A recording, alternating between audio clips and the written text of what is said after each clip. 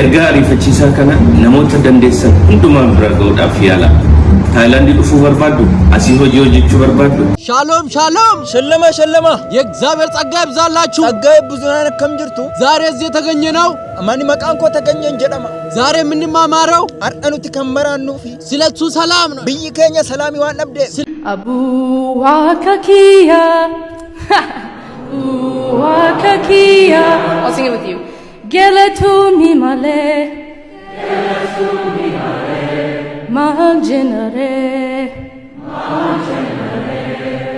Yooyaa ashamaa akkam jirtu nagaaf jaalalli waaqayyoo bakka jirtan hundatti isiniif haa baay'atu. Kun YouTube channel Boonsaa Addisuu Guuteeti. Haaraa yoo taatan subscribe gochuudhaan maatii keenyatti dabalamaa. Viidiyoowwan yerootti gadhiisnu dafanii akka isin ga'aniifis mallattoo beeliidhaan bana gochuu hin dagatinaa. ሻሎም ሸለማ የእግዚአብሔር ጸጋ ይብዛላችሁ ጸጋ ይብዙናን ከምጅርቱ ዛሬ እዚህ የተገኘነው ማን መቃንኮ ተገኘን ጀደማ ዛሬ የምንማማረው አርአኑት ከመራኑ ፊ ስለሱ ሰላም ነው ብይከኛ ሰላም ይዋን አብደ ስለሱ ሰላም ነው ብይከኛ ሰላም ይዋን ወዳጄ ሆይ ወዳጆ ዛሬ ቅቤ ስንት ነው ኢቤንከ ማልቱሬ ኑሮ ተወዷል ሙኖ ስረቱራ ኑሮ ተወዷል ሙኖ ስረቱራ erga ariifachiisaa kana namoota dandeessan hundumaan bira ga'uudhaaf yaala. Taayilandi dhufuu barbaaddu asii hojii hojjechuu barbaaddu ejensiitu achi isin fiduu barbaada tasuma dogoggoriina. Ijoolleen keenya hedduun dogoggora guddaa hojjechaa jiru. Keessuma ijoolleen digirii fixanii hojii dhabanii lafa taa'aa jiran ejentiin biyya Itoophiyaa jiran Taayilandi isin geessinee isin bashannansiifna achitti doolaara 800 baatiidhaan isin kaffalla jedhanii ijoollee hedduu goyoomsanii gara biyya Taayilandi fidaa jiru. Dhugaan jiru garuu akkas miti. Taayilandi tasuma isin agarsiisan magaalaa Baangkook isin daawwattan konkolaataadhaan fe'aniitu boordararraa isin baasanii gara biyya Laos Myanmar jedhamutti isin geessan. Bosona keessatti fooqii guddoo ijaaramte keessatti hojiiwwan dabaa adda addaa isin hojjechiisan keessuma hojii iskaamii jedhan maallaqa namaa moobaayilaan kompiitaraan hatuu isin barsiisan. Achi yeroo galtan paaspoortii keessan isin harkaa fuudhu bilbila keessan isin harkaa fuudhu walumaa galatti modern slavery yookiin immoo garbummaa ammayyaa jechuun ni dandeessu jechuudha. Kanaaf adaraa ijoolleen biyyarraa maallaqa keessan 250,250 maatiirraa gidiraadhaa hedduudhaan irraa fuutanii gara biyya kanatti dhufuudhaaf piroosesii gubbaa kan jirtan kan piroosesii fixattanii jirtan kan itti yaadaa jirtan kan ejentii qunnamaa jirtan hundumti keessan adaraan isiniin jedha wanti kun isinitti haafu. Ijoollee Oromoo hedduutu erga biyya kana dhufe boo'aa jiran nu kadhachaa jiran ani waan godhuuf hin qabu kun dhimma biyyootaati. Daangaa darbanii jiru Baangkook keessan jiran yookiin Taayilandi keessan jiranii achitti namni isaan gargaaru jiru bosona keessa fooqii san keessaa gadi ba'uu hin danda'an paaspoortii hin qabanii maallaqa hin qabanii bilbila hin qabanii rakkoo guddaadhaaf saaxilamaa waan jiran adaraan isiniin jedha namoonni borillee waan kanatti gowwoomfamtanii dhufuudhaaf yaadaa jirtan tasuma wanta jedhame kanaa miti. Ani kanan sinitti hima akka obboleessa keessan guddaa tokkotti ani suuraa bareedaa waan poost godheef as magaalaa keessa deemee waan hin daawwadheef namni hundumtuu akkas godha jettanii yoo yaadanii turte dogoggora guddaadha adaraan isinii jedha galatooma. Abu Wakakia Wakakia I'll sing it with you Geletu mimale Mahanjenare Abu Jesus kia Geletu mimale Manjenare Geletu mimale Geletu mimale Malsinjenare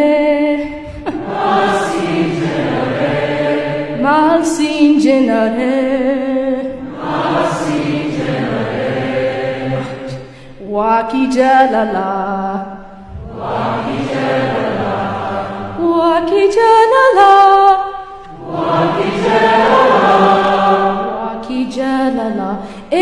Waki jalala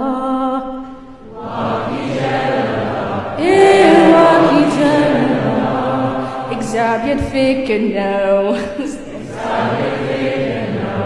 Exabyet fikeno. Exabyet fikeno. Oh, exabyet fikeno. Exabyet fikeno. Oh, exabyet fikeno. When my dad's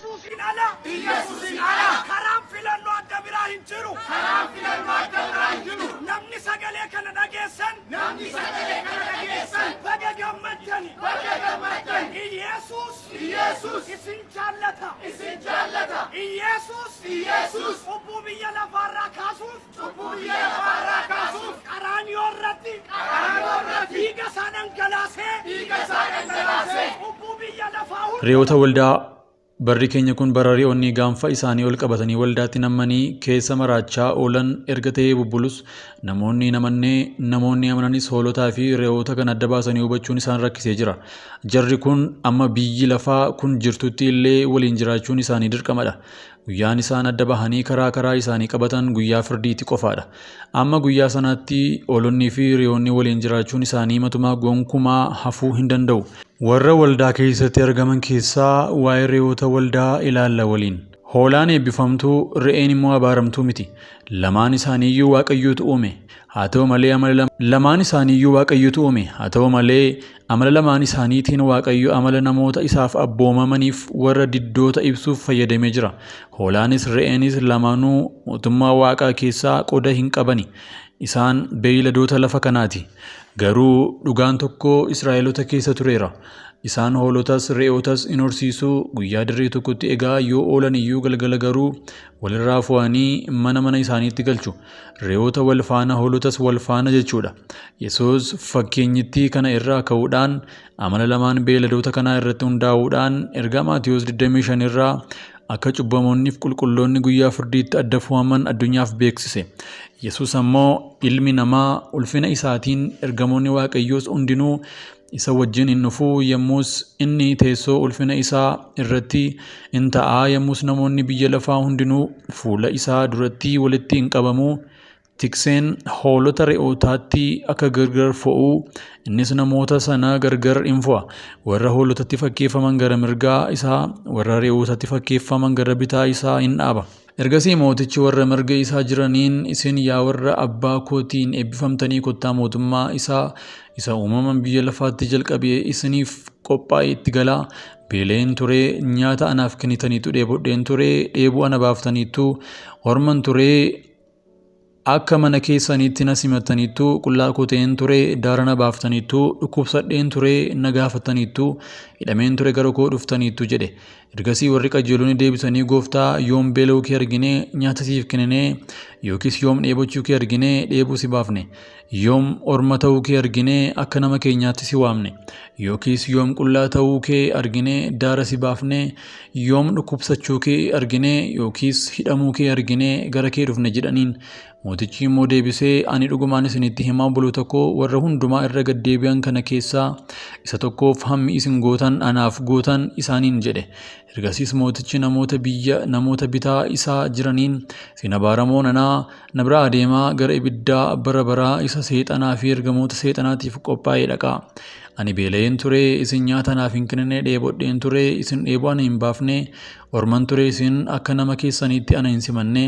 Qullaa koo ta'een ture isinis daara ana hin baafne dhukkubsadheen ture hidhameen tures isinis ana hin dubbifne in jedha. Isaanis deebisanii gooftaa yoom beela'uu kee dheebochuu kee orma ta'uu kee qullaa ta'uu kee dhukkubsachuu kee yookiis hidhamuu kee argine siif hojjechuu dhiifne jedhanii in gaafatu. Yommus mootichi deebisee ani dhuguman isinitti himaa warra hundumaa irra gaddeebi'an kana keessaa isa tokkoof kan hin godhin anaafis hin goone isaaniin jedhe. Isaan gara adaba bara baraa warri qajeelonni garuu gara jireenya bara baraa hin naquu jedhe. Maatiyos 25 lakkoofsa 31 hanga 46tti. Sagalee kana irratti hundaa'uudhaan amala re'ee muraasa maaliif cubbamoonnis akka re'eetti fakkeeffaman ilaalla. Re'een amala akkamii qabdi? Tokko waccuudha. Yeroo namoonni abaluutiin maaliif akka re'ee ishee godhaa waliin jedhan dhageessanii hin beektanii? Re'een amala marrachuuf hamaa fi amala jeeqama wayii qabdi. Inni wacciin marrattiin fiigdii haa ta'u iyyuu malee wanti qabatamaan gocha ishee kana keessaa argamu hin jiru. Yesuus warra akka re'ootaatti fakkeeffaman gara bitaa isaa goraniin yeroon isin kadhadhee yoomna gargaartanii jedheen. Re'oonni waldaa keessaa afaan isaaniin waan gaggaarii odeessuudhaan hoolota afaan qabachiisu. Tasuma garuu nama rakkate gargaaruufis isa dhiibameefis gadduun arraba isaanii irraa malee laphee isaanii keessa hin jiru. Amma kiristaanonni warri re'oonni nama rakkatee yeroo arganis yeroo namni rakkina isaaniitiin haasa'us deebii tokko qabu. Jabaadhuu Waaqayyo si gargaaraa jedhanii akka waan ofirraa dabarsuu godhanii Waaqayyotti ol iyyanii isiniif barreessu. Isin immoo ba'aa walii keessanii baadhaa akkasiin seera Kiristoos hin raawwattu jedha Galaatiyaa 6:2 malee ba'aa walii keessaniitti dabarsaa Waaqayyotti himaa hin jenne. Ba'aan Waaqayyo nuuf baatu jira. Ba'aan obboloonni waliif baatanis jira. Akkuma Kiristoos ba'aa hunda keenya al tokkoon baatee nuyis ba'aa walii keenyaa hin baannu taanaan seerri Kiristoos fiixaan hin bahin hafuusaati. Walumaa galatti re'oonni waldaa hedduu haasaa isaanii keessaa garuu kan ija qabuu fi dhugaan sharfeenuu keessatti hin argamu. Ba'aa Waaqayyo namaaf baatuu fi ba'aa obboloonni waliif baatan illee adda baasanii hin beekani. Wacaan yoo faarfatan iyyaan yoo lallaban malee dhugaa fi hafuuraan waan godhan tokko iyyuu hin qaban. 2 qullaa ishee hin dhokfattu. Re'een qullaa ishee kan hin dhokfannee fi eegee ishee ishuma gabaabduu sanayyuu kan ol gaggalagalchitu qullaa qaama ishee agarsiisaa deemtudha. Bineensotaaf beeyladoota keessaa kan akka re'eetti eegee isaa ol dachaasee deemuu hin jiru. Xiqqoos ta'uu guddaa beeyladoonni fi bineensonni hedduun eegee isaaniitiin qaama isaanii hamma ta'e dhokfatu. Re'een garuu eegee kanaa ol dachaafattee mar'achaa bakkee keessa deemti. Har'a warreen waldaa keessa qullaa ishee deemtu amala re'ee kanaa waan qabduufidha. Warri akka re'ee kun qullaa deemuutti amanu akka barbaadan uffatanii qullaa isaanii agarsiisaa waldaa keessa seenanii hoolota bittinsuun amala isaanii isa guddaadha. Uffanni kan ilma namaaf kenname sababa cubbuutiinidha. Isaan garuu ammayyuu qullaa ta'uu barbaadu. Kana jechuun Addaamiif Hewaan yeroo cubbuu hojjetan mitii kan qullaa ta'ani. Qullaa ta'uun amala kufaatii fi milikkita cubbuuti. Jarri qullaa deemuu jaallatu kun ammayyuu mandara Addaam isa cubbuudhaan diigame sana keessaa warreen jirtudha. Jarri qullaa deemtuu fi re'ootatti fakkeeffamtu kun ejjaan tokkummaa hoolotaa lafatti kan dabaltudha. Hoolota karaa itti isaan re'ootatti dabalan inni guddaan qullaa isaanii agarsiisanii hawwa fooniitiin qabachuudhaanidha. Ilaamee yaa obbolaa koo ergamoonni isaa iyyuu yeroo Waaqayyoon jajatan sodaa guddaa keessa ta'anii miilla isaanii fuula isaaniillee dhokfatanii Suraafeel isa gararraadhaan isa dhaabbatan tokko tokkoon isaanii koochoo 6 qabu turan. Koochoo 2 fuula isaanii, koochoo 2 miilla isaanii hin golboobbatu. Koochoo 2 immoo hin balali'uu turan. Walitti lallabaniis qulqulluudha Waaqayyo Gooftaan Maccaa guutummaan lafaas ulfina isaatiin guutuudhaa hin jedhu turani. Sagalee walitti lallabuu isaanii irraa kan ka'e hundeen buusaa balbalaa hin socho'ee aarris manicha qulqullummaa keessa hin guutee jedha Isaayyaas 6:2-4. Agartanii isaan akkasiin qullaa fuula isaanii kan miilla isaaniis golboobbatanii of eeggannoo guddaadhaanii kan isaan Waaqayyoo fuulduratti argamanii waaqeffatan. Ati maal taateetti fuula Waaqayyoo qullaa fiigda? Sababa re'oomtee Waaqayyottis qooda hin qabneefidha. Re'oonni waldaa kun warreen wangeela ammayyoomsuuf barbaadanii fi warra waldaa keessatti akka warra qaroomoo wayiitti of yaadanidha. Barnoota sobaa garaagaraas kan waldaa seensisuu jara kanadha. Macaafa qulqulluutti falaasama namaaf ammayyummaa doktiriinii jaallatanis kan itti dabalaa jiru jara kanadha. Akkasumas ejjaa fi xuraa'ummaa ayyaana qofaan fayyinaa sichi cubbuun kan jedhamu hin jiru jechuudhaan hoolota bittimsanii balleessuun ergama isaanii isa guddaadha. Hoolonni tokko maaliif uffata sirrii qullaa kee hin mul'ifne hin uffattu? Yeroo isaaniin jedhan Waaqayyo uffata namaa hin ilaalu laphee namaa malee jedhu.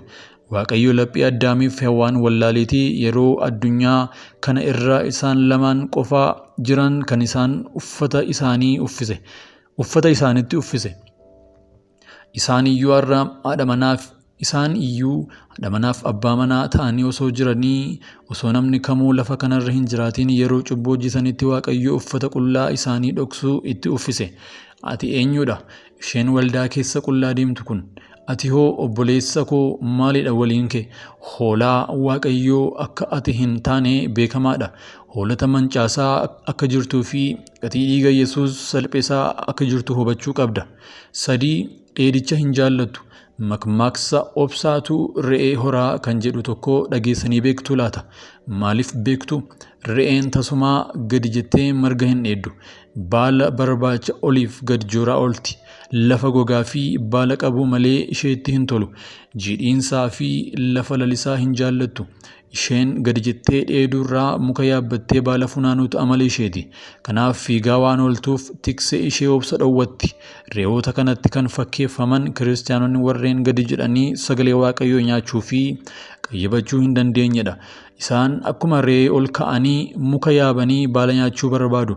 Waltajjii garaagaraa irratti mul'achuu fuula namaa dura of mirmirsuu bakka ol ka'aa fi miidiyaa barbaaduun amala isaaniiti. Gadi jedhanii gooftaa jala jiraachuu fi sagalee isaa qixaan soorachuun amala isaanii miti. Namatti iyyuu beekaa of fakkeessuun anatu jiraa fi anatu beekaan isaanii kan daangaa hin qabnedha. Tasumaa garuu beekumsa sagalee waaqayyoon irraa fagoo isaanii re'oonni kun akkasiin miidiyaas waltajjiis to'atanii yeroo mari'atan hoolonni immoo garraamummaa fi qulqullummaatiin jiraachuu isaaniitiin mul'achuu dhabuu isaaniif gaabbuu eegalu. Yeroo sana immoo karaa re'ootaa kanaa hordofuudhaan waan milkaa'uun jiru waan isaanitti fakkaatuuf karaa isaanii isa mudaa hin qabne dhiisanii karaa re'ootaa isa fokkisaa sana hordofuu eegalu. Hoolota nanaa har'a biyya lafaa irratti mul'achuuf ol ka'uu re'ootaa ilaaltanii karaa keessan isa garraamummaadhaan guute sana irraa hin jallatinaa. Ilmi Waaqayyoo tulluu Yerusaalem ta'ee karaa haaraa isaatti ulfinaan isin mul'isuuf jira. Yeroos warri marattoonni kun iddoo baraan mul'achuu fi galuun hin jirree kuufama ibiddaa sanatti seenuuf jiru. Re'oota nanaa osoo isinitti hin dhiin gara tokkummaa hoolotaatti osoo deebitanii wayya. 4 kallattii beekti. Re'een yoo baddee amala mana ishee beektee galuu qabdi. Diinni isheetti dhufee jennaanis akka hoolaa calliftee dhumaa hin nyaatamtu. Amma lafti socho'utti iyyitee lafa balleessiti. Re'oonni waldaa waanumti xiqqoon isaan irra geenyaan iyyanii biyya dhageessisu. Qorumsa xiqqoo isaan irra ga'ee miidiyaa waliin ga'u. Hoolonni amma du'aattuu cal jedhoo fi obsoodha. Kallattii beektuun ishee immoo akka hin bannee ishee gargaara. Kuni macaafa qulqulluu keessatti qajeelummaa dhuunfaa yookaan self righteousness isa jedhamudha. Isa ittiin Fariisonni Yesuusin dhagahuu didanidha. Yesuus baddaniittu karaa irraas kaataniittu garba cubbuus taataniittu jennaan nuyi ijoollee eenyuu akka taanes beeknaa birmadduudhas takkaas hin bannee jedhanii dhagaa itti fudhatan. Nuyi qajeelummaa waaqayyoon barbaaddamnee galle malee ofii keenyaan qajeelummaa hin qabnu. Kallattii beekuun keenyaa nu hin jiraachifne. Kallattii beekuu ilma waaqayyootu nu jiraachise. Dabalataan immoo biyya lafaa kana keessatti re'een hin baddu. Biyyi lafaa kun re'ootaaf haaraa miti.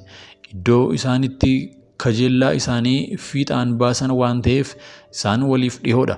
Hoolaan garuu biyya lafaa keessatti hin baddi malee waliigalteetti hin jiraattu. Biyyi lafaa kun biyya hoolotaa miti. Biyyi hoolotaa mandarri isaanis mandara isa gabaabaa akkasiin re'oonni kallattii biyya lafaa kanaa beeku. Hoolonni immoo biyya lafaa kana keessatti galaaf joortotadha. Re'een gaanfa isheetiinis diinota ishee ofirraa ittisuu dandeessi. Waraanuun amala isheeti. Iyyuun beekumsa isheeti. Jooruu fi muka yaabuunis lafa gogaa keessa jiraachuun eenyummaa re'ootaati. Dubbiin isaanii gochaa isaaniin nama waraanuun namatti iyyuu fi haasaamaa hin baafneen nama dhiphisu. Lafa ol jedhaa irratti mul'achuu fi haaromsa hafuura qulqulluu irraa fagaatanii jiraachuun ejja hamaaf qullaa ta'uu keessatti qabamanii jiraachuunis amala re'oota waldaati. Manni isaanii galgalaa bita gooftaa keenyaa Si'oolidha.